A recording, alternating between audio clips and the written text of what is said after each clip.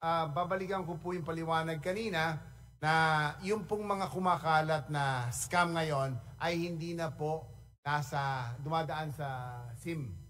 Ito po ay resulta na ng internet.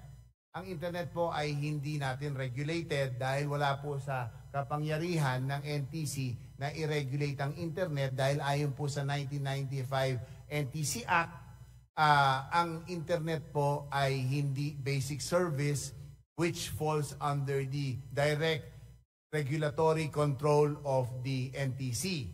Kung kaya naman, babalikan ko rin po yung i-file kong bill na seeking to make internet not only a basic service, not only a value-added service, but for it to be considered a basic service because it is now actually a basic right of an individual, which is the purpose of why we want to have free Wi-Fi for everybody.